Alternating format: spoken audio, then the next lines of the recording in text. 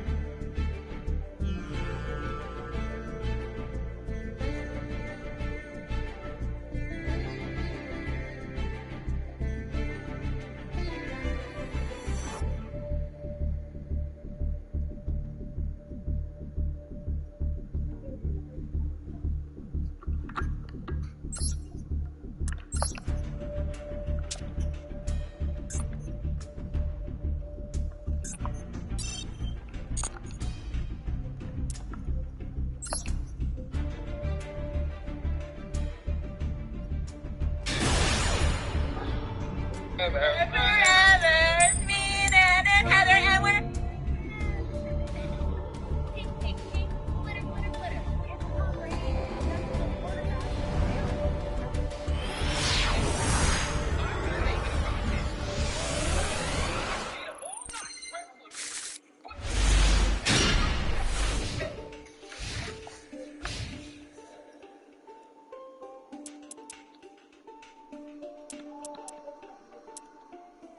right.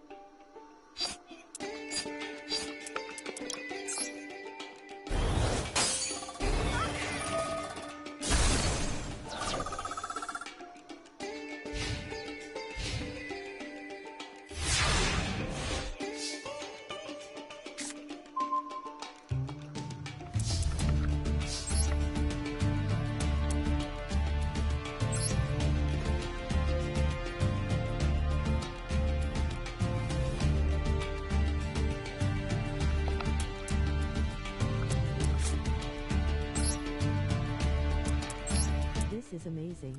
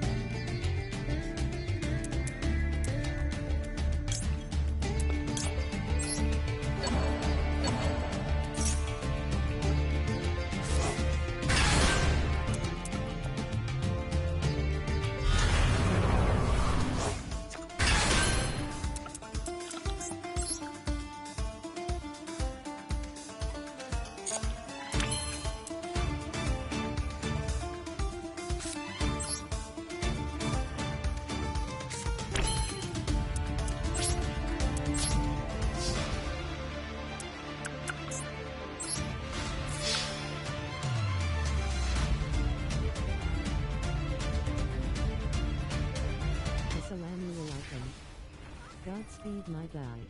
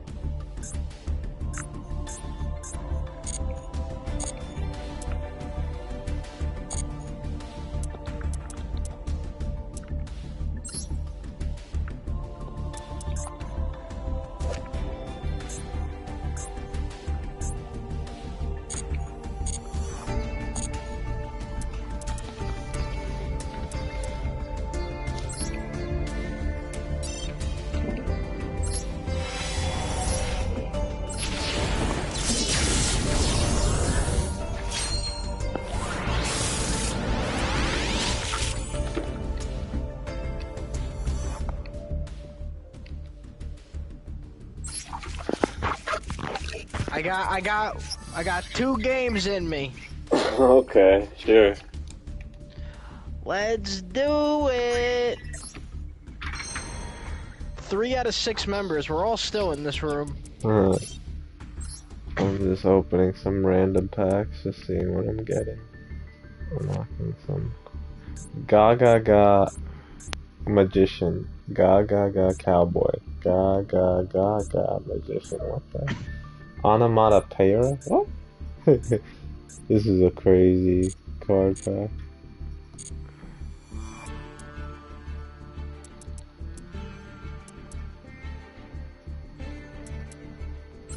I'm coming. Just open 2 more packs. Yu-Gi-Oh! Master Duel.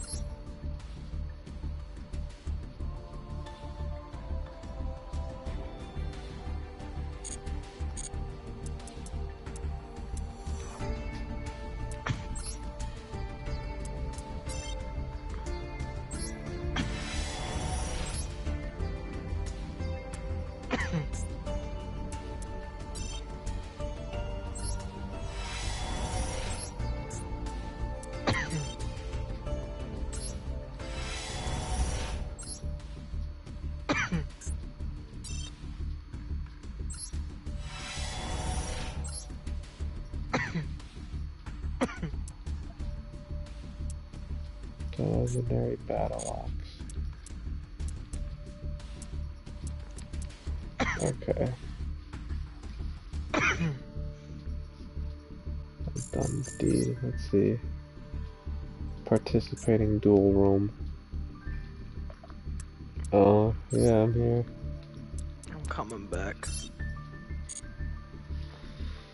Oh, yeah. I made some changes to my zombie deck. I don't know if they were smart decisions, but we'll find out. That's life. Zombie gang. Oh, you about the zombie gang life like that, bro? Zombie back gang. to the base. Back to the basics.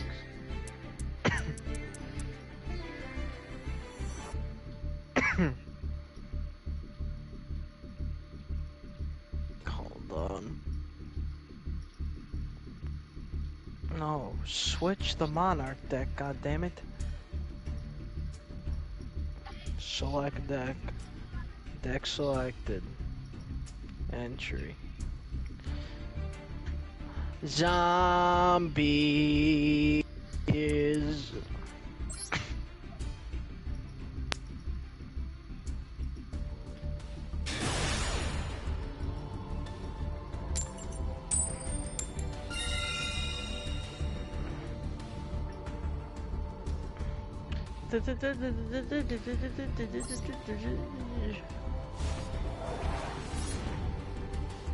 Zombies.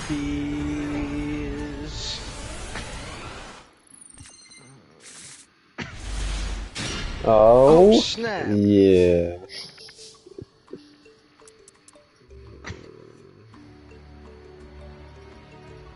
You ready for this? It's gonna get crazy up in this bitch. Boom. Oh fuck. Vampire baby?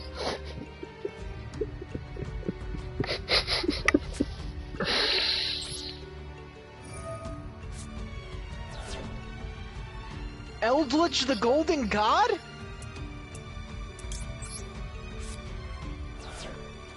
A trap card? I don't know if I did this correct. Might have been a terrible mistake. Oh, fuck. Oh shit, what's going on? You get him in your hand or something? In the field? You get him in your hand? What happened? What happened? You got him. Okay, I see.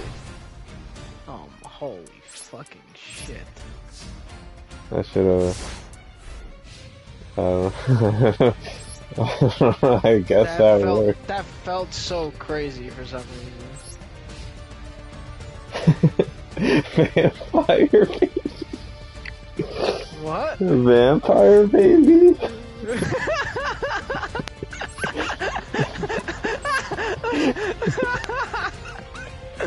Oh, you know the song. Little did you know, it would spawn this magical beast. You're fucked.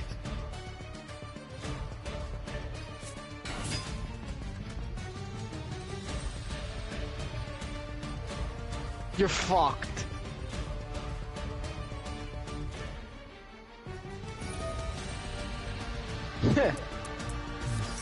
Moonfire Blossom. Is it over? You about to Raigeki me and just GG. I fucked up, I think. What happened? I fucked up! Oh my god, it's not that big a deal, I think. God damn it. Eldritch! The Golden Lord!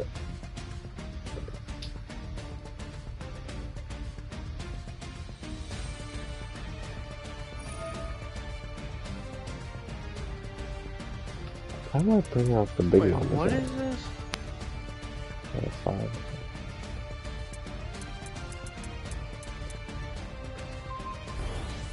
They're dead?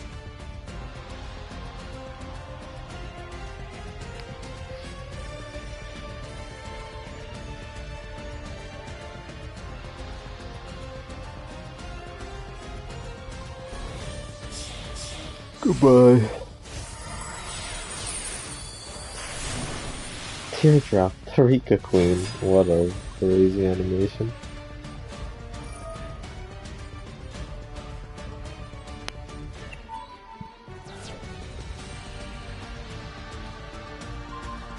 Goodbye.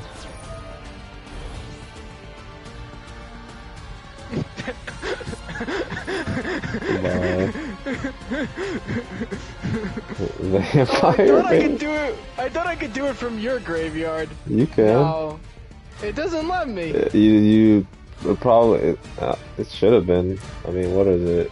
I don't know why it don't. Maybe because you can games that cannot be.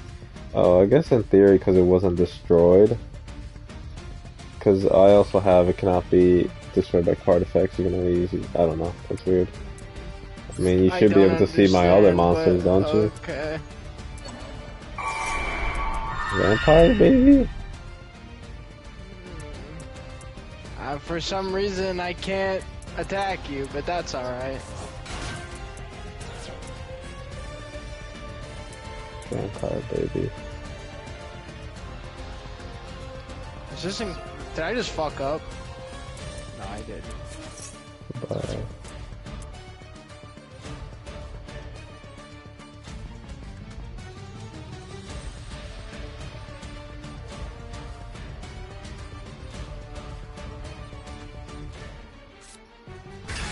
Boom!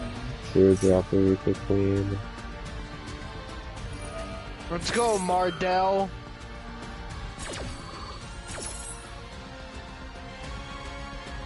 Mardell, getting Gene Raider, Boss of Light.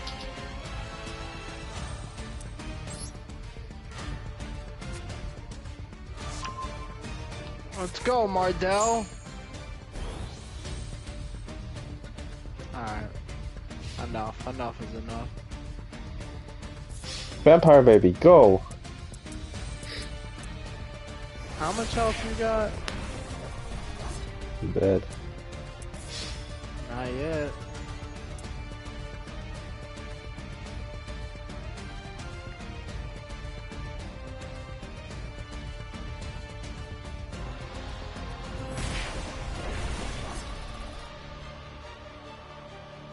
What is this? Let me read this Eldritch card.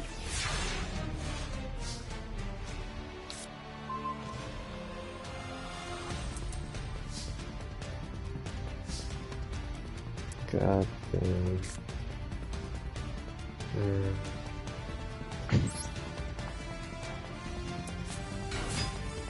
Oh fuck. Vampire Lady, go. Goodbye.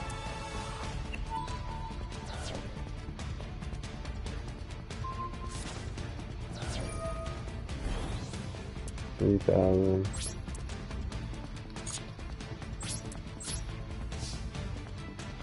Go into. It's over. Eldritch Vampire Baby! Vampire Baby! Eldritch the Golden Lord. Eldritch the Golden Lord.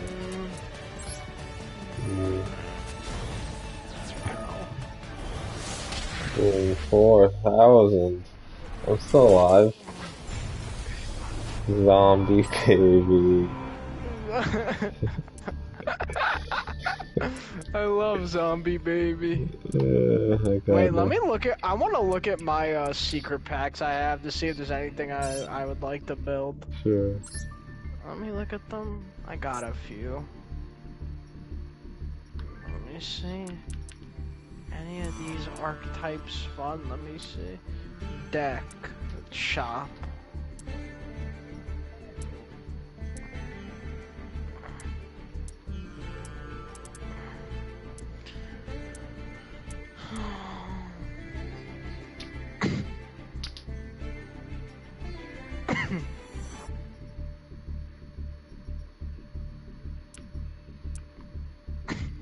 Maybe I'll go with Forgotten City Dwellers. They're just a bunch of undersea fucks. The classic. Abyss Dweller.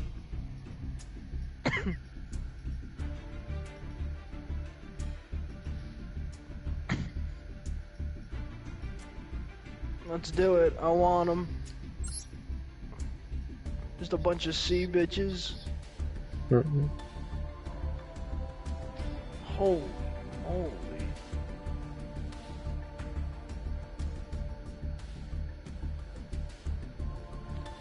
Let me see.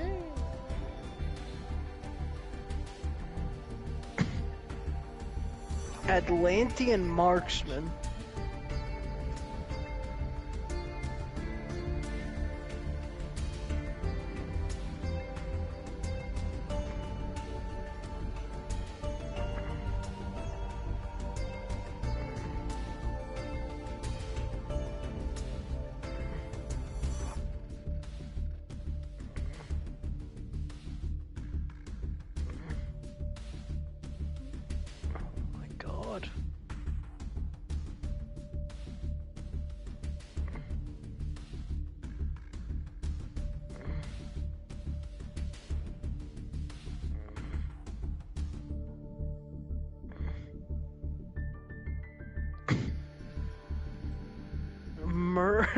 What the fuck does this do?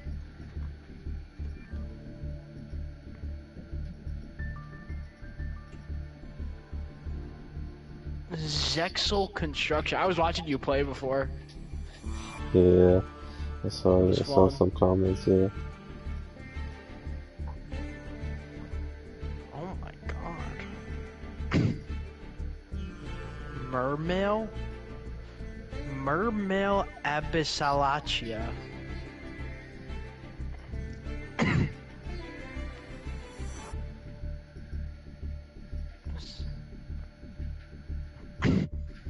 Zombie baby?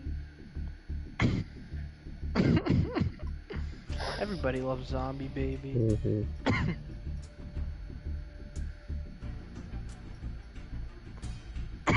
My grandpa's deck has no pathetic cards. My grandpa's deck has no pathetic cards, Kaiba. Mike Shao commenting.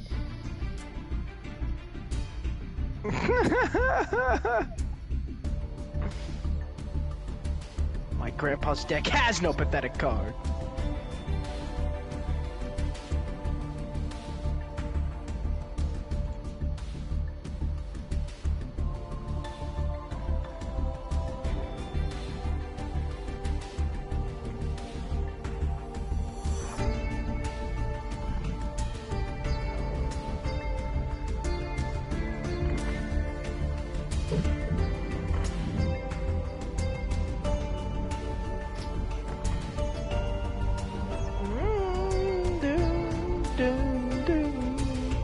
The beat go crazy. Beat does go crazy. Let me know when you're down to play another one. I can play one more and then I got... Yeah, me too. I'll play one more and then hop off. Sick. I gotta play one more. My kid might need to feed my kitty. I need to feed my little baby kitten, right? You're jumping all over my shoulders? Bad, baby. Ooh, sitting on my leg? You don't do this very much. I'm gonna change. Oh no, I'll play Rika again. I don't know. They're both fun. Hey! Don't think that you could get away with whatever you want.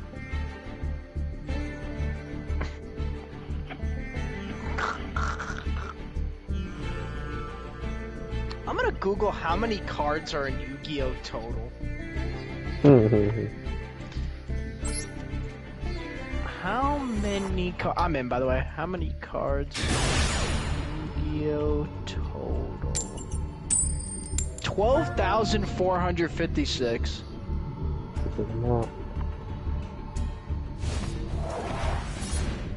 It's a healthy share.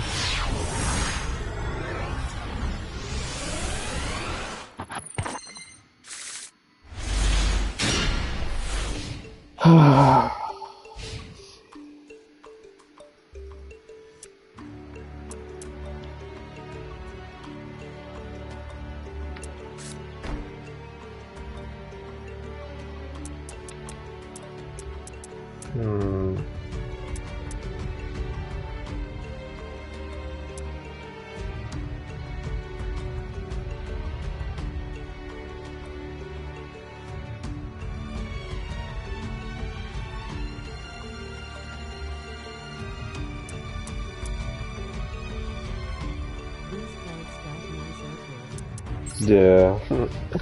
Yeah, Mike said these cards got nice artwork. Yeah, the vampire cards look cool. They're like very Castlevania-esque.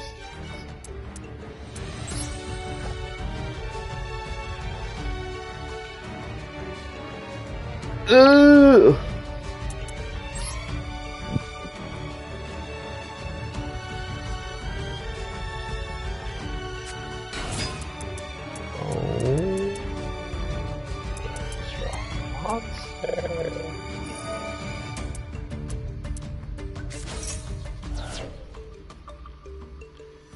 Over.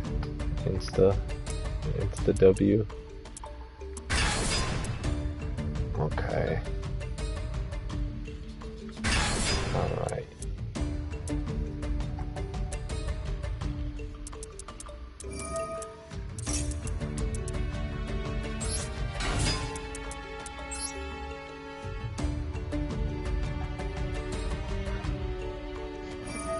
I'm trolling what I'm about to do.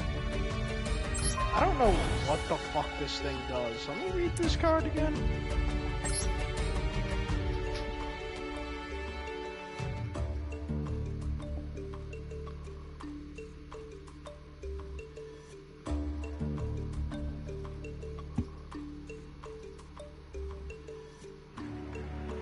Yeah, why the fuck not, right? Let's have some fun with it. I'm just curious.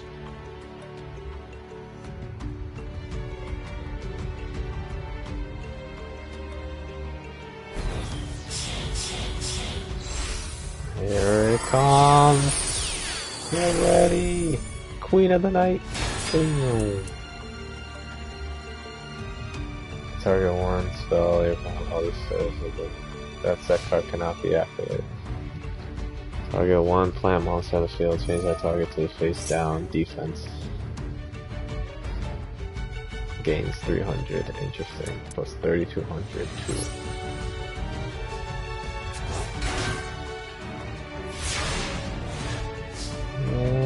What do we have here? Classic. Classic. I don't think I can use this guy. Well, let's see. Let's see.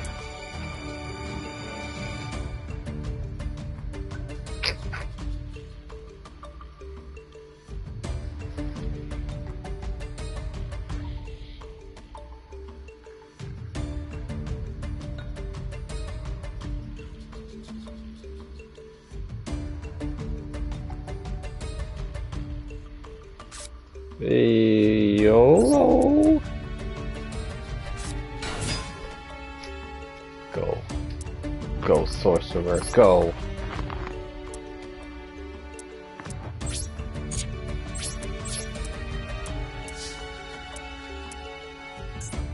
Let's see.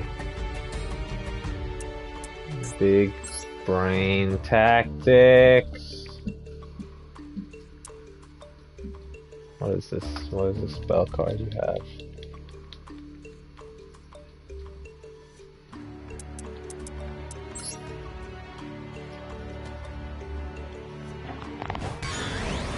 Goodbye.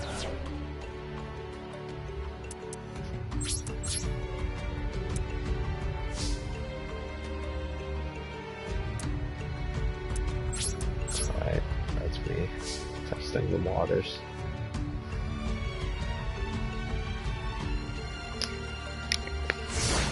Pew pew pew. Running this bitch out. She does nothing. She's strong. She got power. Power to kill. Oh god.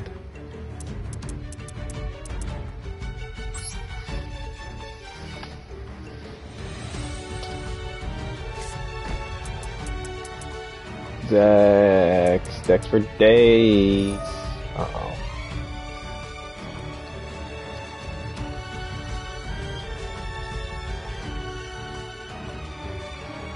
Target one face-up monster and eat it. Goodbye, vampire sorcerer.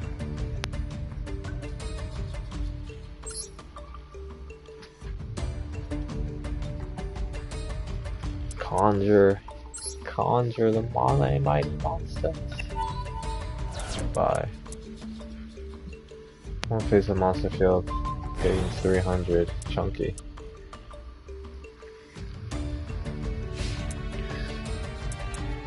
Don't do it to me, please. Shit.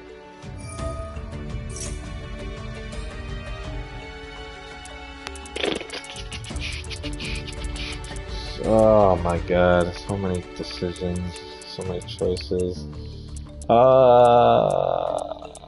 Let's try. The animations go crazy, Benjamin Wu. Appreciate you. Appreciate your comments, Ben. Thank you. What is this? This is a water type monster.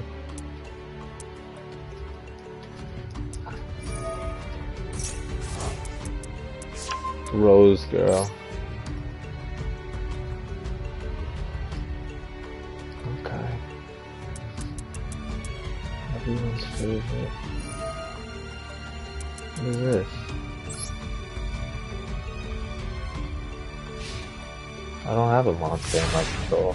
Oh, it's activated. I see. It's like a dangerous spell. I understand.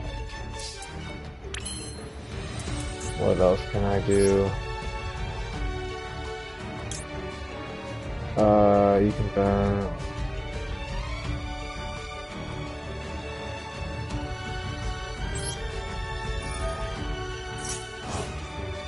Okay, let's try some spice.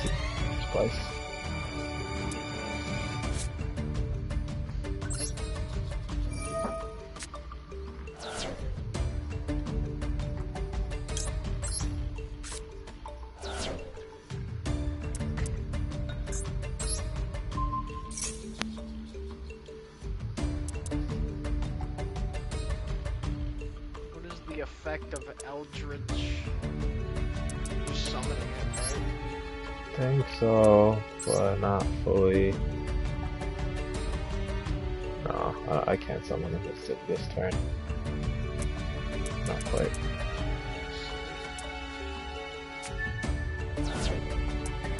Oh, okay. I had no idea. Equivalent exchange, I think. And then, yeah, basically I get rid of Eldritch and I can get rid of one of your monsters.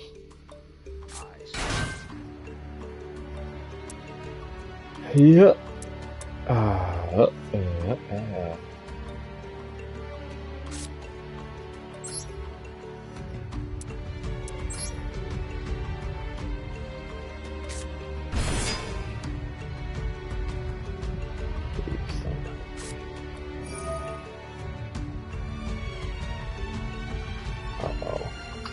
Rika monster coming in hot.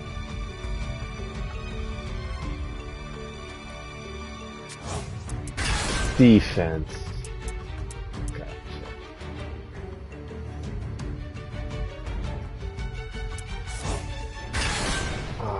Defense.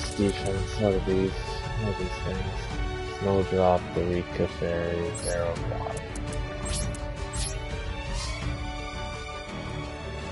Well, I'm gonna hang back for a bit.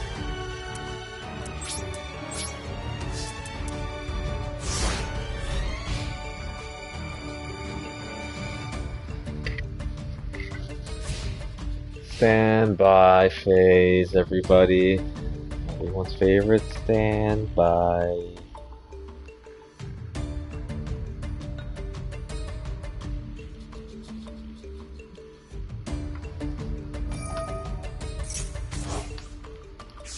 Rose. Got 2 of those in that back pocket. Show me your calls.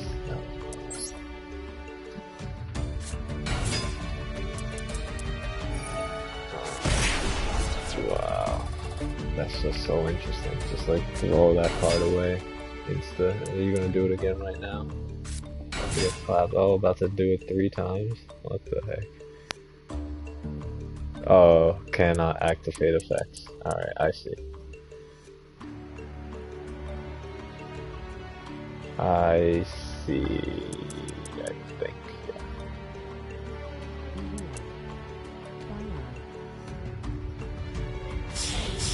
Goodbye. Teardrop, the Rika Queen. Well, that's game.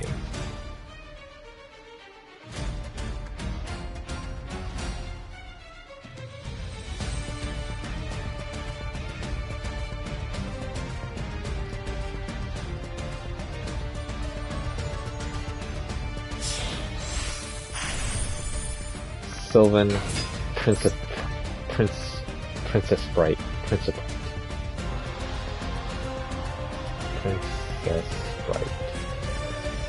1 fusion for 2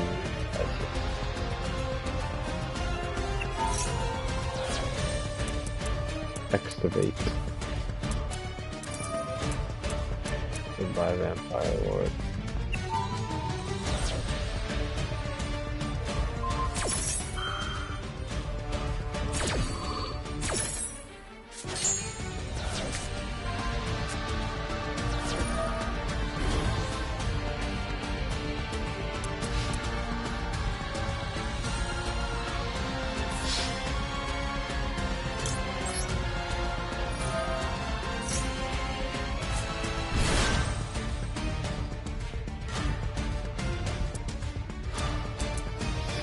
Vampire, all I want.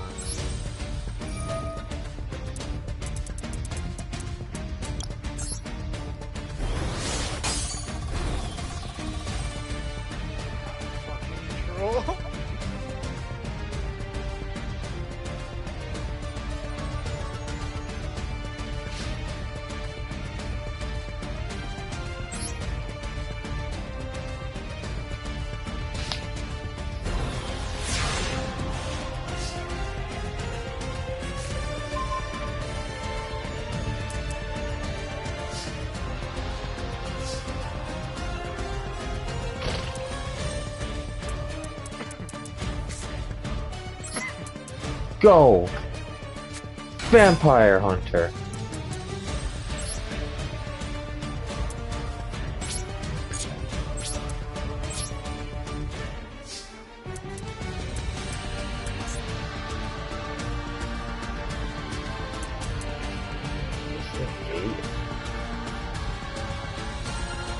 You can always...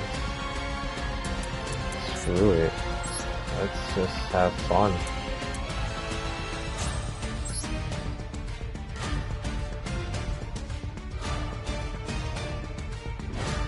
Oh, that's not what I had intended. Well, I lost. What did you think? You thought it would just kill it? Like... No, I thought I had a card in effect, but I don't. I its ability, I was confused. I thought it meant that if it was... I see.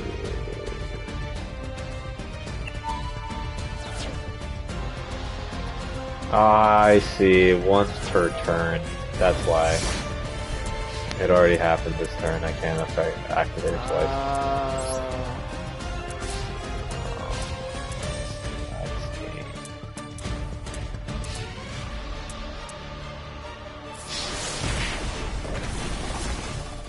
600. Go, vampire baby. Jeez. Alright, it was fun. I gotta get off. What you gotta do? Peace.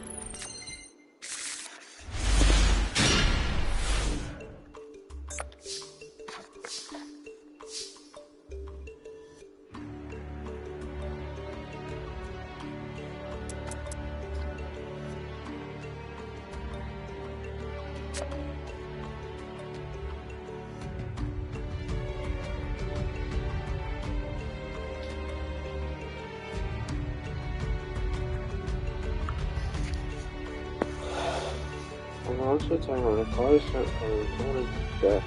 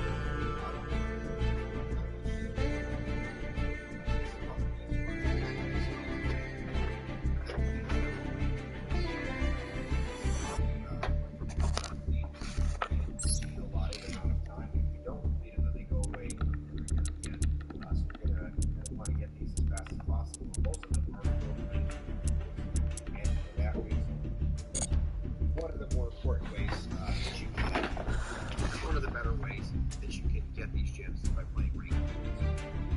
Then, over here, you also got the unlimited missions you can take forever to unlock all of these. There's tons of missions you can see right here. And they're all just as simple as the other ones. Like, some of them are find a secret pack, super easy to do. And you can just keep doing it, and you can do it up to 100 times. If you just buy packs, you'll get, every single time you buy a pack, you'll get a little key icon. If you get the key icon, you unlock these secret packs. Again, they go away 24 hours, and you unlock the same secret pack. There's a bunch of stuff like that. Solo mode, you can get these again. Basically, like I said, it's like per minute. I just claimed everything all at once, so I'm going to look for solo mode. Solo mode has, I totally recommend that you complete solo mode. Some of the cards that you get in solo mode are really good. The best one is definitely Duel Strategy. This is the best one. The other ones are kind of iffy. You get like Monarchs and Element Sabers, which honestly aren't really the best decks. They're decent rogue decks, but they're not like the best decks. But this one is the best. Like, you get like right there Monster Reborn and stuff, and you get what is this? That one doesn't really matter. I think you get a Raigeki right here. Yeah, you get a Raigeki, but these ones are actually like the best. But up here, if you complete these challenges, every one of these gets you 600 gems. There's 4 challenges, so right off the bat, there's 2,400 gems right there that you can do. They give you a loaner deck, but the entire point is this one unlock achievements in a different area. Free money, free gems. The entire game, you're almost guaranteed just by playing ranked duels to get back those credits, and you have 2 months and 13 days to what the normal one gets you. The normal one will get you basically double. It kind of spans way more than it's the most popular way to do it, which is in Dueling Arena. And Puppeteer in the Battle Pack, or in any, and the game as quick as possible, because it's not worth your time. Like I said, surrendering gets you 0 points, so you're better off losing than you are surrendering. Never scoop in this game. You always want it in the game. And this is free duel, just for practice, it doesn't matter there. So that's another amazing way. The battle pass, the missions, those are all the ways. Now here are some of the hidden ways to do it. You've got this topics right here. If you scroll through it, you have live duel. You can, if you watch live duels, there's a few missions where you have to watch. There's this last one here, which says survey. Simple stuff in a hidden way. Really, really hidden game. Without some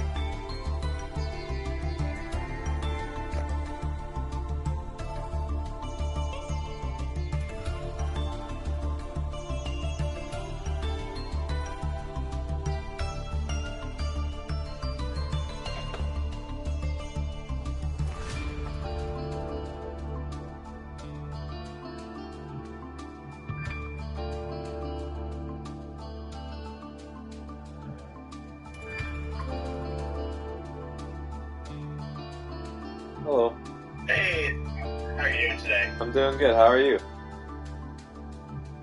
Not bad at all. Sorry. I got a new watch and it likes to talk to me sometimes. That's cool.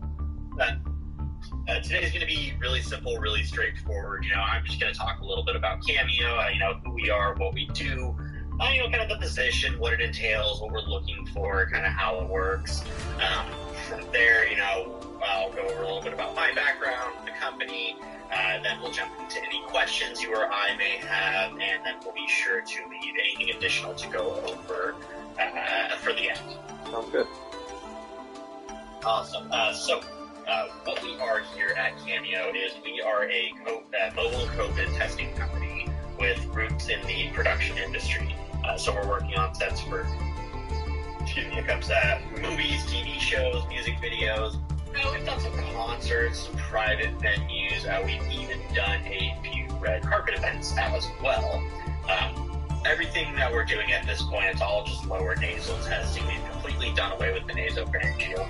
And there's a multitude of reasons, but the biggest there being that, often we will handle volume, so it makes things a bit easier. Along with that, then we will sometimes get clients who are being tested 4 or 5 days out of the week. And at that point, the brain tickler just gets really old. That's a lot. Try and bring some kind of comfortability to it. So with that, what we do offer to our clients are essentially 3 types of tests. A lab-based PCR, a 15-minute rapid, and a 30-minute rapid test.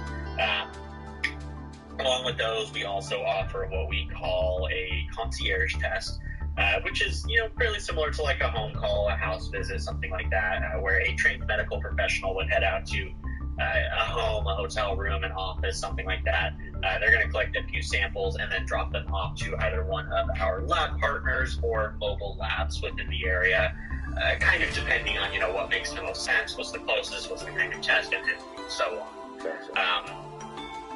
So with that, what the production coordinator position is I guess for lack of a better term, or to put it as bluntly as I can, you are the glue keeping it all together. There we go. Actually, real quick, just because I had a little blip of it, I will apologize up front here. I thought it was better, but my internet has been horrendous. At this point, it's been months, and it's entirely down to the router that I bought. If I can make a recommendation, if you're ever looking to buy a router, stay the hell away from the Euro 6 from Amazon. Gotcha. Horrible. Okay. But yeah, if I do freeze, apologies. Just bear with me some. No worries. Grab a snapshot of my face, frame it, put it on the wall. Okay. All right. Thank you for the warning. I'll keep that in mind. The production coordinator positions, our position is, like I said, it's the glue keeping it all together.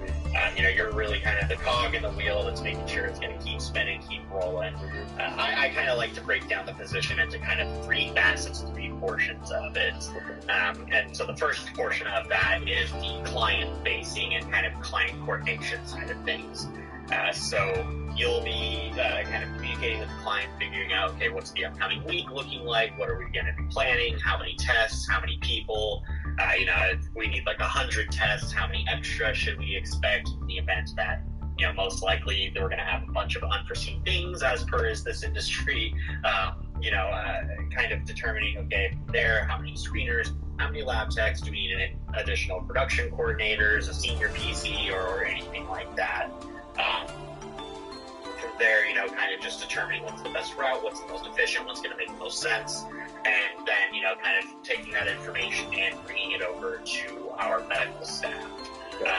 A big part of this position is, kind of trying to create some sense of normalcy, some sense of kind of structure in this industry, which is chaotic. I understand, advancing along to do something like that. But, like a lot of our medical staff, they don't really come from a background or a position where they maybe worked in and around the production industry. So, we look to our PCs and some of our other kind of upper level staff to bridge that gap. Kind of, like I said, exactly, kind of help things. So, once you kind of have a good understanding with the client, you will be sort of kind of communicating with them, with our medical staff, figuring out, okay, who's available, what's your guys' schedules, what's your availability. Based off of that, the production schedule, kind of figuring out who's going to be where. Again, determining how many screeners are we going to need, how many tests, and so on. Kind of keeping an open line of communication and figuring out, okay, hey, this person's running a little bit late, no worries. Okay, this person dropped off. Do we have anybody who can pick this up or work it in? And then, again, just kind of really over communication is the name of the game on that front. Another big part of it too is then going into those concierge tests is. Sorry, actually, I keep closing my map of New York. For some context, I've never been to New York in my life. I warn everybody, when I say the city, imagine somebody who has no clue what the hell they're talking about. I think in general, I'm referring to the 5 boroughs. Yeah. At the same time, I have no clue. Generally so speaking. Somebody, awesome. Yeah, I've been learning. I've been doing a little bit better. But, whenever clients are kind of, whenever they want to schedule or set up a concierge test, you're going to be kind of, depending on the severity or kind of the timeline for it, if there's enough time ahead of time, you're just kind of posting it into our group chats and saying, hey, who has availability, who can take this, here's the date, here's the time, the location and such.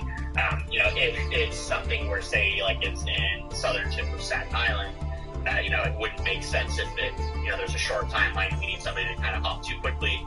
We don't want to grab somebody out of the Bronx, and you can't see me, but I'm literally staring at the map right now. We want somebody out of the Bronx. I gotcha. At the northernmost point, yeah. Yeah.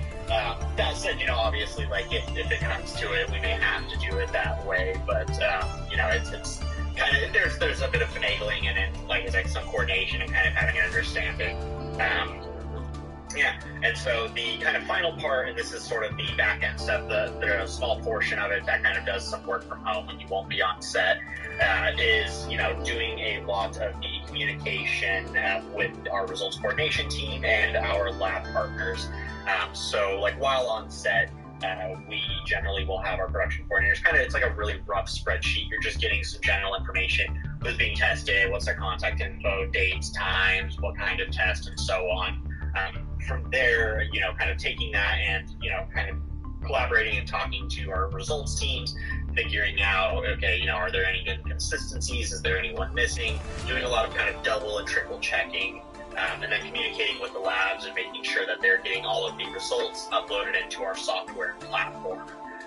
One of the things we do offer to our clients as well is our software that we've completely built in-house, utilizing it as kind of a software as a service where it's great for all the track and trace and everything, even building it up and utilizing it so we can expand outside of COVID and then, kind of continue to use it that way. If, knock on wood here, COVID magically did decide to disappear tomorrow. Like I said, communicating, figuring out, if there are, while this portion of it's not necessarily, prevalent and it doesn't happen all the time, but sometimes, having to need to reach out to the clients or the member of that client if they have a positive, or maybe they had an inclusive, so kind of seeing if we can set up another time the next day or a concierge, get them re-swabbed, retested, getting their contact info, and anything like that. And then obviously come back full circle, communicating any of those issues or any of those results with the client and those people. That's just kind of a brief, I will apologize, I don't have all the nitty-gritty details of everything in and around the position. That was pretty good. I feel like I got a really good general gist of everything. Yeah, I've been fine-tuning that pretty much the entire day, so. So a little bit about me. I have been the recruiter here for a little over 3 months. I don't come from the entertainment or production or medical fields. Actually, most recently, I left the cannabis industry out here in California. That's where I am. I ran my own company for a few years with a friend of mine. Then when COVID hit, as with everything else, everything came to a screeching halt. Yeah. And while it wasn't the deciding factor, it certainly ended up being the final nail in the coffin, where it just made everything much more difficult to navigate. So from there, me and my partner decided ultimately to close up shop. We kind of liquidated, sold off all the assets and everything. And then I joined him over at another company where pretty much by the end of my time there, the ongoing joke was that Colin actually runs the show here. Matt and Ron, the owners, they like to show up, flip his desk over, and then disappear into the wind. Like any good boss does.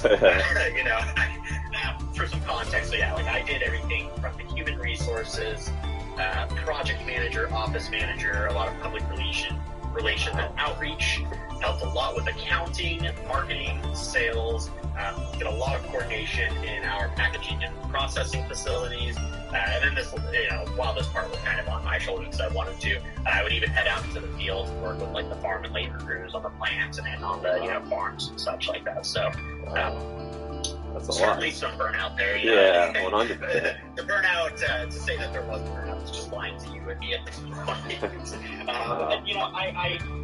I didn't really love the company. Actually, strangely enough, I was actually never really passionate about that industry. It just seemed like something fun, and then I just kind of stayed in it for some time. But, at the end of my time there, I ended up kind of through the realization that it just wasn't for me. It was never going to be the right path forward for my career. Hard to become a master of anything when you juggle a million lot roles of at things, once.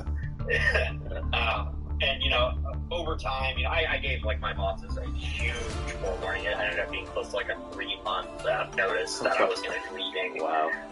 And mostly just because like I was handling and doing so much that like I didn't want the wheel to wobble too much as I stepped away from the company. I still cared a lot. I cared a lot about the people in the place. And obviously, eventually I found Cameo and I jumped in here, and I'm still kind of just coming out of the honeymoon phase, and I definitely still look at the company with some rose-tinted glasses, and don't get me wrong, I've got my own regrets, I've got my own issues, and obviously part of my job here is to sell the company in the position. Yeah, I appreciate the honesty. But like, it's so much easier to do that for me and be honest like this when I don't have to put too much love and everything into it. Like, I can actually stand behind this company and be like, I absolutely support this. It's obviously a strange industry for me to jump right into. Yeah. But, like I said, I came from a position where 99% of what I was doing, I had to do it on my own. I had to learn as I went because I had nobody I could work and collaborate with. Yeah. Where coming into here, I'm coming into a position where I almost quite literally, actually, apologies, I'm getting notifications right now No in worries. exact regard to what I'm talking about. I'm coming into a position where I almost quite literally have people beating down my door, messaging me and calling me all day, every day, like, how can I help? What can I do? What do you need help? Can I take this interview? Can I coordinate that for you? Can I look at this resume? It's been truly probably one of the most warm and welcoming experiences that I've probably ever had. Like I said, while it is my job to do this, I feel confident with it that, like I said, I've got my own issues. I think there certainly needs some things better done. That's me coming out of the honeymoon phase. Yeah. But, it's really been such a really nice thing where I don't feel like what I'm doing, I'm completely on my own, even as the sole recruiter here. That said, I did sit them down and be like, y'all need to give me another recruiter. I can't keep up with the demand. But they listened. And now we're looking for another recruiter to bring in and to support me. So, I know I threw a heap of information at you, literally just a word vomit. But was there anything you were curious about, wanted more context, more information, dive deeper into anything like that? I feel like you gave me a lot. I'm ingesting it right now, so I'm still processing it. But I feel like I know the answer to this question right now, but I'm going to ask it just to make sure. So right now you're new at this company, relatively new at this company. Your time there so far has been, met with a warm welcome, right? Overall, has your experiences with the company been positive in other facets? Yeah, so, at this point, like I said, I've been pretty straight up and honest with you. 110%. It's like, and I'm not, again, fluffing this up. I will be, first and afraid, I'll take the watch off. I promise they didn't just give me the watch to keep track of what I say. No, like I said, I've definitely had my own issues, and, coming into the company, things were kind of slow. We were still going through a bit of a growth. We were still growing, and things were really kind of establishing and setting up. So coming into this, it was nice that I didn't have to jump head first like a lot of companies like to throw their people into, oh, you know how to do this? Cool. Here you go. Here's no help whatsoever. And, you know, coming into this, it was nice and it was quiet for like the first month. And then from there, it was like the roller coaster started ticking up, and a lot of it, you know, I also had a lot of forewarning, and I knew like December was going to be a nightmare because like we were getting prepared for the start of this new year. From there, it literally just like it's ended up shooting off like a rocket. You know, every day I always like to joke with that you know, every day I wake up and there's 10 new positions you guys need me to fill by tomorrow. And where is my time? Like I said, you know, we literally, like, I had meetings with my team and with, you know, with our executive leadership, and it's, you know, they hear me, they listen to me, they're hearing that I'm saying, like, look, like, I need help. Like, I don't need help in the form of, like, other staff that has free time that can come in and do interviews. Don't get me wrong, I love it. Just even hearing what they tell me and, like, knowing I have support kind of reinvigorates me and gets me back into gear. But, you know, like, I told them I need help in the form of somebody who can just full attention into recruiting and hiring and interviewing with me. When they listened, I told them, like, I do not need a massive rush on this, and I said I will apologize to you because who knows, by the time we get the right person, it could literally end up being something where it's like I no longer actually need it. But they listened, they heard me out. You know, we began the search. They've been giving me a ton of support. You know, it's been such a strange, like, experience coming to a company that actually listened to me. Yeah. That, like, and you know, like, they're actually having me do what they hired me to do and come in and sort of kind of help restructure their stuff for them. Awesome. That I'm like, is it real? And like, like, okay. I will say with that, obviously it's a joke, but I did accuse them of taking payment from my old bosses to finish trying to kill me off. But you know, it's like I said, like, could things certainly be done better? 100%.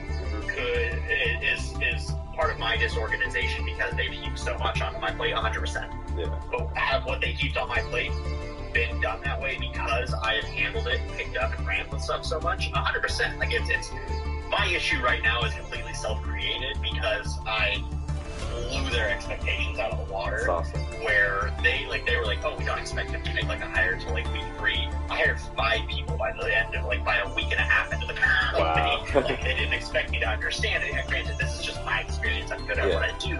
Yeah. You know, toot my own horn and everything, but Go ahead. you know, it literally, like, it's a problem I created for myself to where now all my disorganization is because I'm taking on so much and I know I can handle it. If I need somebody, then I know who I can reach out to. I know I can grab this person. I can't even handle it all on my own, to the point where I literally have one person who's like, you know, generally he helps a lot with the lab tech stuff, and I told him, take all the lab technicians. I do not want to see or talk to a lab technician for the next few months. And then it was like, hey, can you take these, you know, can you take like Pittsburgh for me? Like, they only need 2 people, like 3 weeks from now. There is zero rush, and, you know, like, kind of training and working with them. And I mean, he's great at interviewing as it is, but, you know, kind of teaching him how to kind of streamline and go through things and you know, talk about the company in ways. Yeah, it's like I said, I know, again, word vomit and everything, but I like to paint the picture. Yeah, I like super for helpful. you to have an understanding. Yeah. I don't want to give you an answer like a general recruiter will do of like, yeah, that's great, it's this, it's that. I'd rather you hear and understand it. You hear the good, the bad, the ugly, the pain. It's like, you know, because then at that point, Definitely. Your personal experience is making the picture much clearer. It's like helping. yeah. That's it. This rocket is not slowing down anytime soon. That's So, okay. I'm drowning a tad, but they gave me some floaties. They also sent me a bottle of wine for all my hard work the other day. So that's on the docket for tomorrow at 5:00. So. Okay, awesome. I think anything else? that was that was the main question I had. And I feel like, yeah, you explained the company pretty well. I think you ticked all my boxes in terms of questions. Awesome. Let me put my map away, and yeah. So I guess then before I jump, and obviously feel free if you have any other questions. Yeah, You know, gotcha. jump right in with it. Appreciate that. But yeah, I guess before I jump into my questions, tell me a bit about yourself. You know, your experience in the before times and during COVID and so on. Okay, I guess I'll give you as brief as I can make it in terms of the past few years. So I'm born and raised Staten Island, New York, one of the 5 boroughs, the southernmost borough. Just giving you more of a picture of New York City. I've got the map now. So, born and raised in Staten Island. I grew up deciding to be a filmmaker kind of late. I'd say I was 17 or 18 when I decided I wanted to be a filmmaker. Literally right after high school. Went to college, got my film degree at Hunter College, and graduated in 2018. And immediately I was like, okay, cool, I got my film degree. How do I get a job? And I immediately started looking for jobs, and you know, as you can imagine, in the entertainment industry, it's not like you magically will get a job being a director or anything of that nature. So, as I tried for a few months, I immediately realized how much of it's a who you know type of industry it is. So I realized I had to kind of create my own opportunity. So with the help of a good friend of mine and a fellow filmmaker who graduated with his film degree, he and I opened up our own video production company in Staten Island, Golden Cut LLC, registered with the state, and decided, like, let's open up for business and create our own content and create our own opportunity. Like, instead of being the intern that gets coffee for the director, let's be the director and just jump in and learn everything from scratch. Like, sure, we're probably going to make mistakes. We're 2 kids right out of college. We barely even know how to handle finances and taxes, and now we got to handle that for an LLC. But we'll figure it out as we go. And as you can imagine, mistakes happen, but we learn from it. So the next 3.5 years, to catch up to now, I've been with my company, creating music videos, short films, feature films, commercials, heck, even political ad campaigns for various clients within Staten Island, within the other boroughs, and you know, some clients in New Jersey. And yeah, that's what I've been doing for the past almost 4 years. Because our company is so small, and we contract freelance workers every now and then, and to kind of fill the gaps of other positions in specific projects, I've had to wear multiple hats. One project I am the director, the next project I am editing, or I'm doing multiple positions for one project. And essentially what never changes with me and my business partner Adam, is we're always sort of talking to the client. I'm always in a client-facing position. I'm always kind of managing projects, seeing the completion of a project from start to end. And you know, outside of that, you know, I like to write and produce my own original films and content. And so that is a brief summary of the past few years of my life. Perfect. So with all that, and don't get me wrong, I was genuinely curious looking at your resume on this, and especially after hearing you talk about it. Why can't you? You know, what's interesting you in wanting to apply to this position? If you want to poach me, I'm expensive. So. That's a good question. So, all right. What immediately drew me to the job was the fact that it was a company involved in the entertainment industry. So that got my attention to have me dig in and go a little deeper. Then I realized it was in regards to sort of the COVID and health and safety protocols of the industry. And that didn't necessarily deter me saying like, oh, this isn't, you know, where I want to be exactly. But I saw it as an opportunity to, all right, I've garnered so much skills as a business owner for my own company, kind of dealing with clients and managing projects and sort of answering phone calls in the middle of the night or, you know, first thing in the morning, that I thought like this could be a great, you know, stepping stone for me to kind of further those skills and also showcase the skills that I garnered over the few years. And, you know, I also saw it as an opportunity to just, you know, like I said, when I first started jumping into work after college, it was like a who you know industry. So I figured, you know, maybe I can make connections, you know, and that's one of the strongest things I've gained as working with my own production company, just meeting a bunch of people. And I saw this as an opportunity to, one, showcase my skill set, and two, be a part of a larger company, meet a bunch of people, and be on these sort of, or be around scenarios within the entertainment industry. So I hope that answers your question. Oh, I lost you. Oh no. That was a very, very perfectly timed freeze that just happened there. Yeah, and my heart just sank. I was just like, oh, he's gone. I lost him.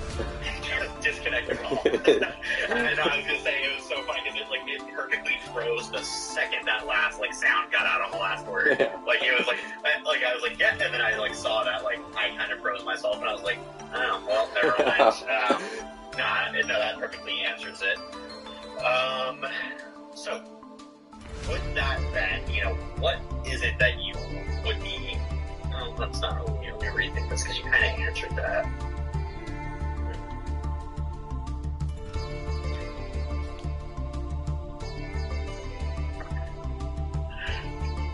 I want to circle back around to this question.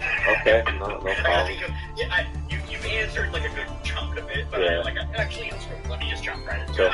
That's how I am as a recruiter. Obviously, I like to do a lot more relaxed, a lot more chill, because I find look, when I make it a comfortable environment, people open up more. They tell me, you get more relaxed, you interview better, it looks better. It's working.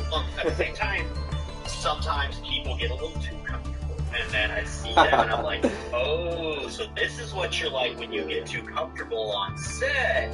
Thank you. Yeah. So the question is, and I hate the way it's worded, so I always reword it. It's the generic 5-year. What are you looking for? And it's what is it that you are looking for in your next position with your next company? What is it that you would like to kind of achieve? Alright, well, I guess I'm gonna work my way at the top and then go backwards, because that's how my brain is working right now. I started being a filmmaker with the dream of, wanting to direct my own movies. I'm not necessarily saying I want to go Hollywood and, big lights or anything like that. I gotcha. But I just want to be able to constantly make movies and just be able to show it, and to a larger audience is obviously the ideal goal. And now, working backwards from that, I see myself, all the advice I've ever gotten about making yourself into a director's position is kind of being chosen to be the director for a movie and kind of working your way in that realm. So I figured, I've gained to appreciate being a producer and production coordinator for my own projects. And every time I'm in those positions, I'm like, wow, I'm really in constant communication with everyone. Everyone knows that Sanish is getting this project completed, and he can answer my calls and my questions. And so I figured what I can do from my current stage is keep on, pursuing that sort of position I'm in right now, where it's just let me go to a larger scale of being in a network of a bunch of people, and I'm sort of the coordinator, and everyone knows I'm in charge, and kind of showcase that leadership skills. And then hopefully get to another stage where I can kind of be the coordinator for actual sets, and I can be the producer making phone calls to make sure the cinematographer is there, the director is there, let's schedule when the shoot's happening, let's talk to the client about budget. And then from there, see how I can, make my way into that creative position as a director. So I kind of just see myself slowly taking steps, continuing to showcase my skills and hone my skills to eventually being the director, chosen to direct a movie. So yeah.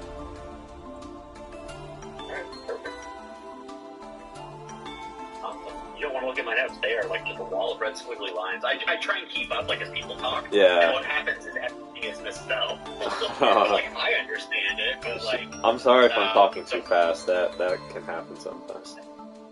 Did you not hear the word wrong that I gave you at the very start? I got all that out in 8 minutes. So it was very impressive. So, what are some things you've enjoyed doing, throughout your professional career? Oh man, I've enjoyed I've enjoyed bringing other people's visions to life. Like, when someone comes up to me and it's like, here's this song, I put my heart and soul into it, and it's about, you know, a personal moment in my life. But I don't really have a narrative vision for the video. And they usually say, like, I don't want this to be a generic music video where it's just me lip singing to the camera. Like, let's try and tell a story. And then the best moments is when I'm able to deliver what they want, and they come up to me and say that it even goes further beyond their expectations. And to me, that's like the most satisfying experience I have as a business owner with my company.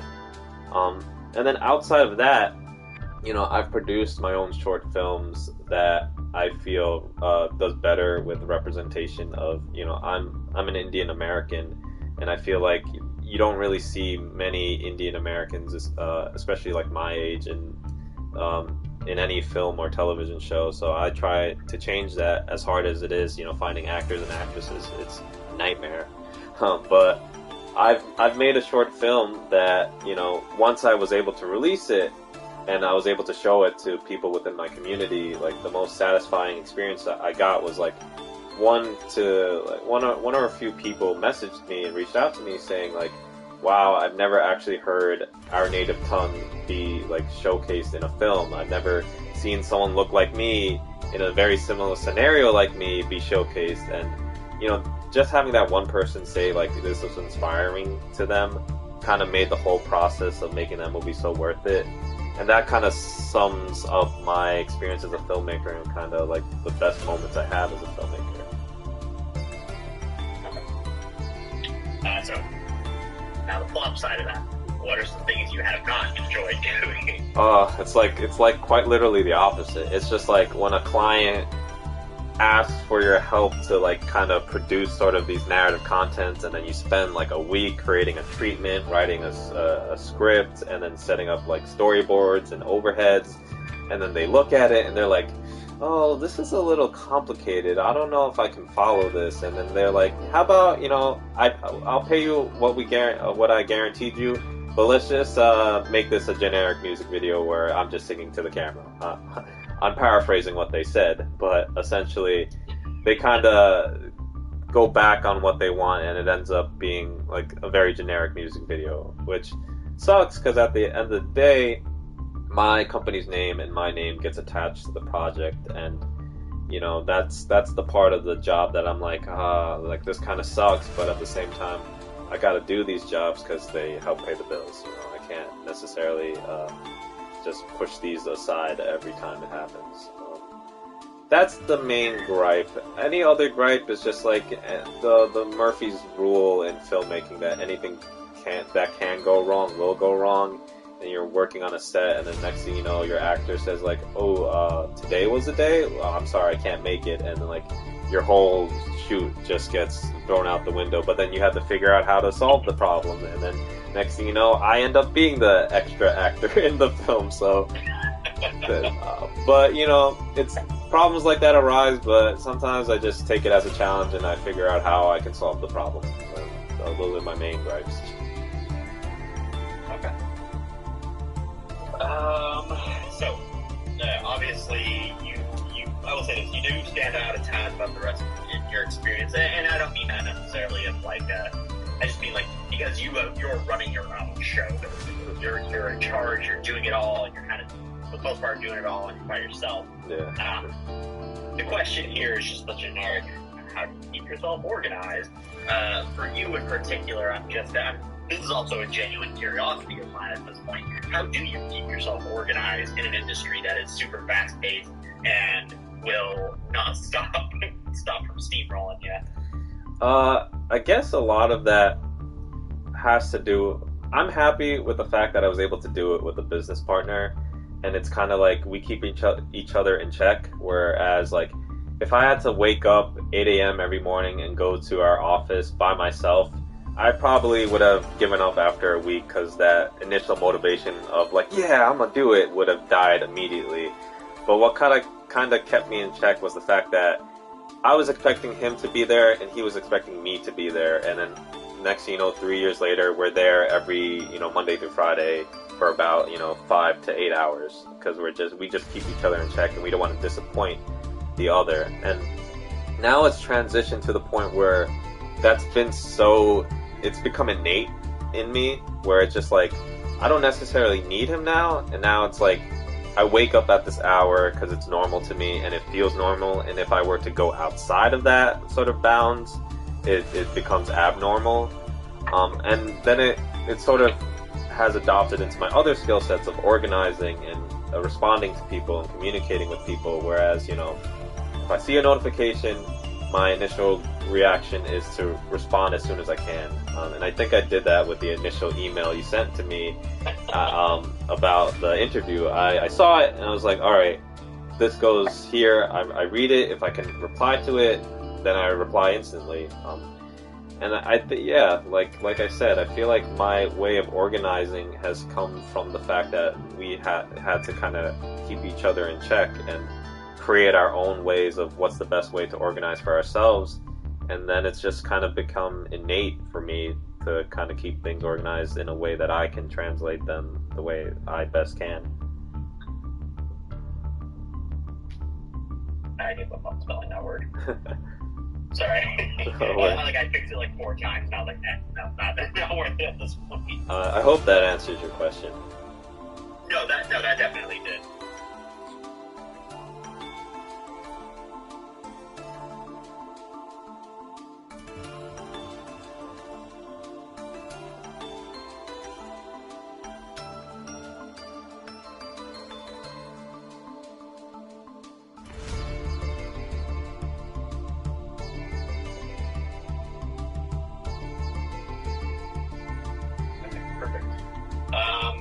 So with that, I do have a few other things I want to go over, kind of questions and such.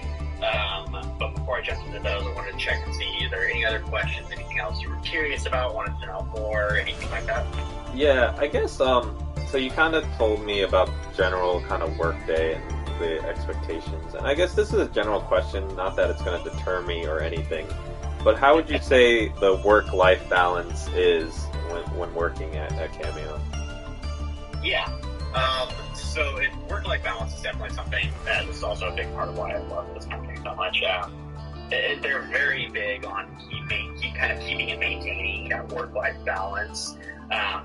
Obviously, the kind of hardest part with that is being this industry. Yeah. It's sort of is. It's a lot of people I've talked to, they're just like, yeah, like don't worry, yeah, with this industry, it's like an expectation of like, oh, you want like a personal life?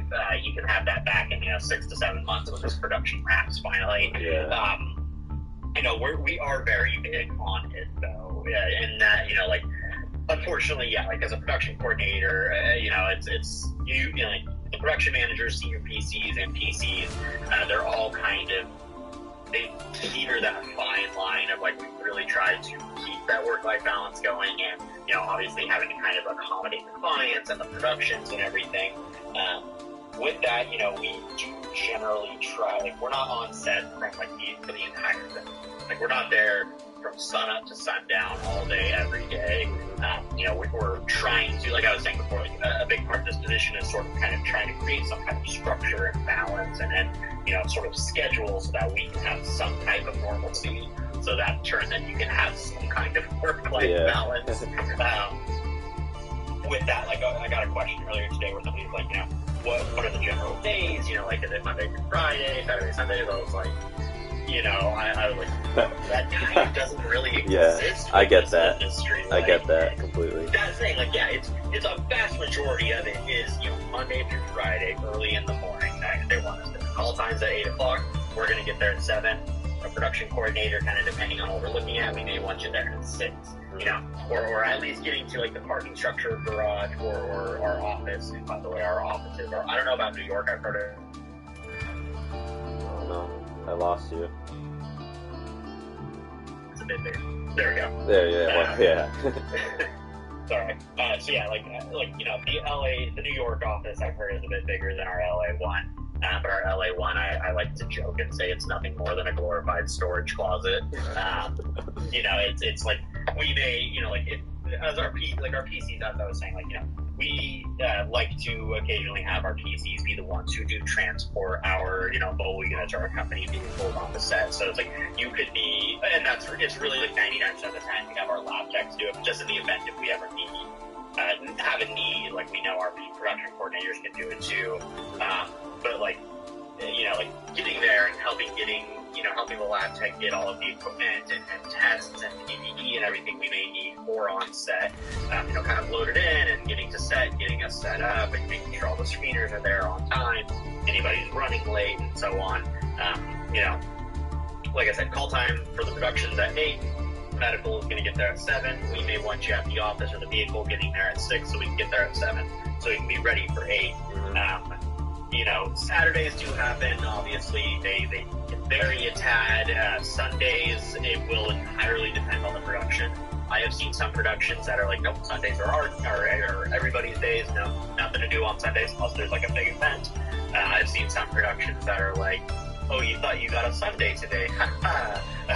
Like, it's hard to kind of say, yeah. And like you obviously coming in and having familiarity with this industry, like you understand that it's kind of hard to say what like the best structure could normally look like. I get that. But it's definitely something that, it's like you're going to get an understanding. You're going to get, and like I said before, like you will be the one who's kind of creating this structure and kind of helping to back it up. A big thing on it is like, the clients will reach out directly to you and want to talk to you, but it may be days where like you weren't on set at all, or you didn't have to worry about, communicating with anybody or anything like that. So it's like the position, as I'm sure you saw, it says part-time. A big part of why it says part-time is because we are following the production schedules. Yeah. We hate to tell you one thing and, ends up being another. That's, why we try to be transparent about that. And, I can't call up Netflix and be like, hey, our people are a little hungry. Can we do some shooting today? Yeah. Like, if I could do that, I'd just work on set myself. Yeah. But that said, a part of it will be like, they may reach out to you and be like, hey, can we get a concierge? We need a concierge. And it's like, it could be a Saturday afternoon and they reach out and I say that to you. And then you've got to kind of turn around and talk to them a bit, but at the same time, like, it's not like an all-day, everyday thing. Generally, I tell people for New York, because New York's completely different than a lot of the other regions, is that most production coordinators will see an average of maybe like 25 to 30 hours a week, give or take. A lot of times, it can easily flow over into that 40 hour. But, we generally try to keep that work-life balance, keep that maintenance there so that you're not doing that. At the same time, too, while obviously this, again, kind of doesn't 100% apply to you guys, because of the nature of this industry and there's no such thing as a holiday in it, we do also really kind of stress that company holidays, days off, anything like that, you stick to it, you stay to it. I can't tell you in the amount of times in just a few holidays I've worked or done like a half day on a Saturday or something and come back on Monday and like talking to my team, they're like, you worked on, Martin Luther King Day last week. They were like, you worked that day. I'm like, I only did a half day. They're like, okay, well, you're taking a half day off somewhere. So like, they're very good about if you sacrifice some of that personal time, you're going to get it back. It may not be right away, but you're going to get it back. That's nice. Yeah. Awesome. Anything else? My most important question. The name of the dog behind you. There we go. This is Sensi. Sensi? She is, S-E-N-F-I. Okay, Sensi. So, to put it a little bit more bluntly, if you've heard the word Sensimilia, that is just what I shortened her name to be a little bit more appropriate. I see, Sensi. It's a nice name. So my friend, the backstory on her is, so my friend found her in the woods when she was like 5 months old. Oh, wow. This was in an area where like we don't see the neighbor's dogs at all. So he found her and he couldn't find her owner, looked for like 2 months straight, and then he ended up not being able to keep her.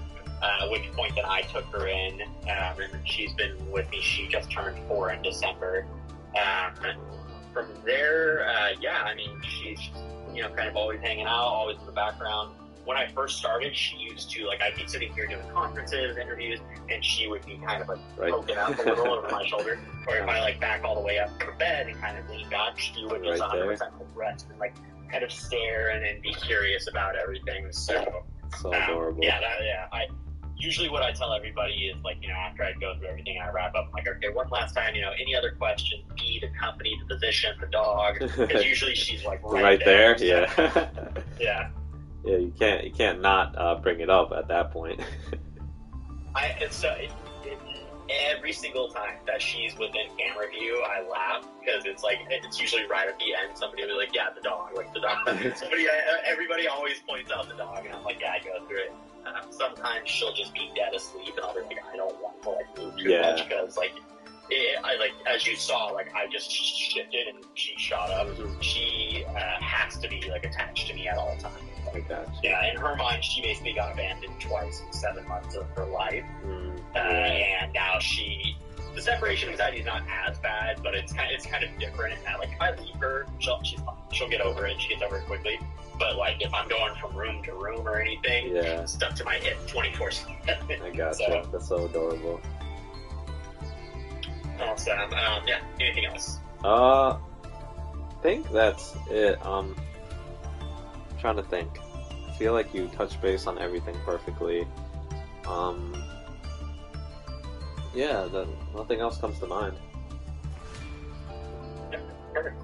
So the last two things that I wanted to go over, and I will apologize. I've been restructuring this entire my spiel at the beginning all throughout the day, and I keep forgetting to throw this in there at the start. We will soon not just be requiring full vaccination, but we'll also be requiring a booster as well, as it is something that our clients really stress to us. So at that point, it's a hands-tied situation. Gotcha. And then other than that, and this is not a make or break whatsoever because it's New York, but did you have access to a personal vehicle? And if so, are you comfortable driving in and around the city center or multiple sets? Yes, I do have a car and perfectly fine to drive wherever. Okay, perfect. Yeah, like I said, it's New York. It's the grain of salt question. Yeah. I generally will never disqualify anybody for that question whatsoever in New York, no matter the position. Yeah. Because it's like I'm in Los Angeles, and it's like it's impossible. You don't have a car here, you're screwed. Yeah. You're not getting anywhere. You have it in New York, you can get around, and while I've heard some very choice words for the public transit system out there, it's also a godsend compared to just about everywhere in California. So, I agree. Well, I guess, fun fact, I'm being from Staten Island, we're kind of like the outlier to the rest of the boroughs. You know, you'll probably hear a lot of fun, not so kind words about Staten Island, but, you know, most people on Staten Island will have cars, and that's where we differ from the other boroughs. So you meet other Staten Islanders, if you ask them if they have a car, 90% of the time they'll have one available. So funny enough, actually, I talked to one other person from Staten Island. Oh, really? And she did have a car. Yeah. So that's good to know. Now I know how to do my recruitment targets. Yeah. I've talked to people all over the place in New York. Some do, some don't. Like I said, it's the grain of salt question, especially for New York, because if I just didn't move forward with every single candidate for every position that didn't have a car, New York would be so severely understaffed. Yeah, 100%. But awesome. With that, then, one last time, any other questions, anything else you're curious on? No, I'm good. Oh, I guess just to touch upon a point in terms of the vaccination, I'm completely vax and boosted, so just to let you know, so that kind of checks that box. I can't and I will never ask because it's a very touchy subject for some people. 99% of the 100% I've yet to have a single person get upset about it. I always am sure to throw in it's our clients, actually, because it's good thing. And I explain it the few times I've had a little bit of pushback from some people. I'm like, look, if your client came to you and said, I want this entire room painted yellow, and they showed up and it was painted green, do I think they're going to be happy with you. They'll be upset. You know? Yeah, I get that I tell completely. people that, you know, it's a completely hands tied. Like, I have no choice in the matter kind of thing. Like, we're a business, we got to eat too. So, and the client, like, if it was only like one or two, Hello. if it was only one or two, you know, clients, we would be, you know, a little bit more particular. But because it's literally like only one or two clients aren't really stressing it out of all of them, Yeah. and we're like, I get no, that. we're just gonna blanket the whole thing. So That makes sense. perfect. So at this point, yeah, I think I'm just not gonna beat around the bush here. I would love to move forward with you in the process. Oh, awesome. Yeah, I generally speaking, like, you know, it's the end of my day at this point. I'm gonna get up, I'm gonna go stretch stuff. I get you. But yeah, so basically what those next steps will, I would say bear with me some, I do need to check in, and at this point it's just about 7 o'clock for them, so I probably won't hear back from them until tomorrow. But next step, what it'll look like is you'll meet with either our production manager or one of our senior production coordinators out of the tri-state area.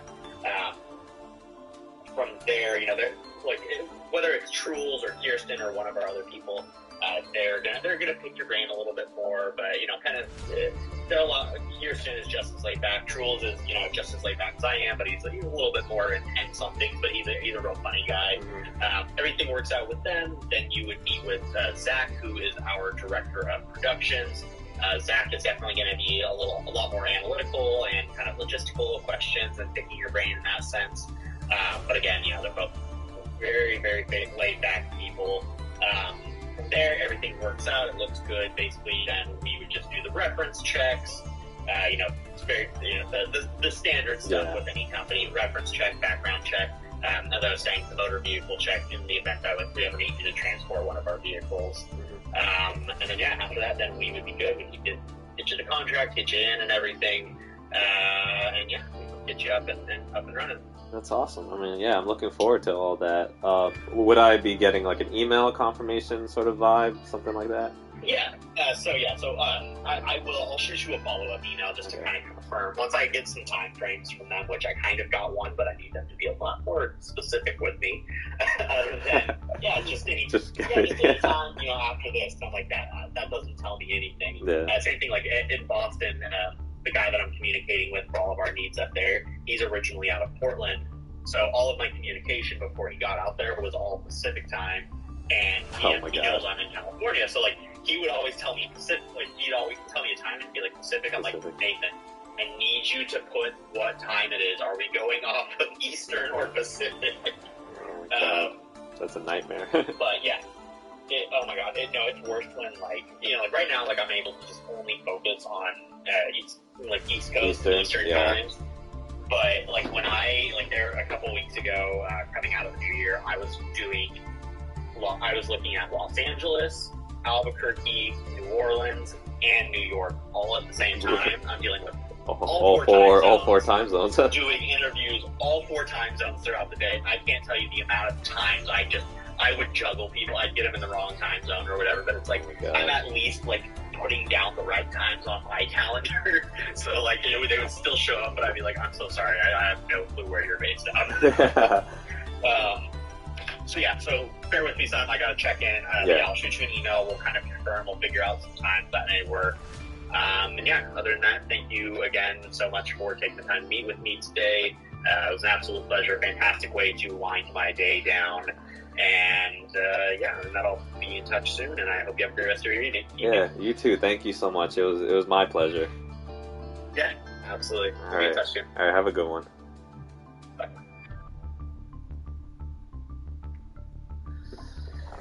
Oh.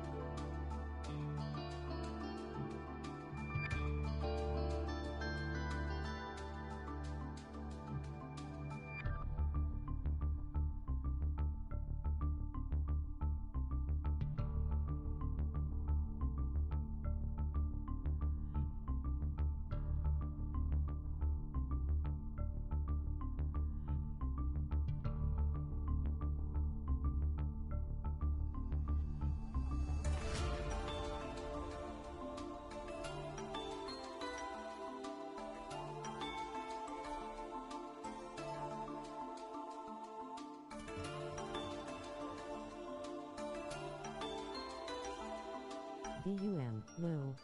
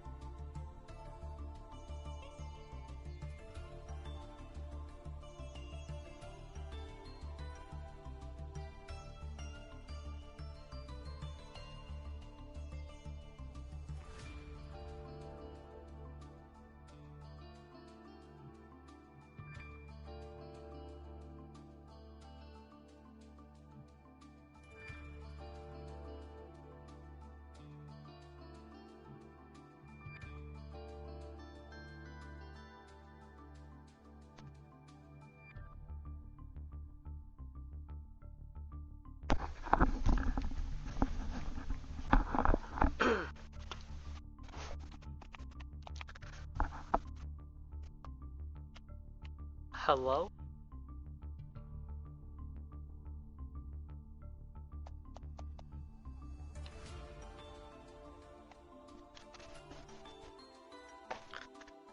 Oh,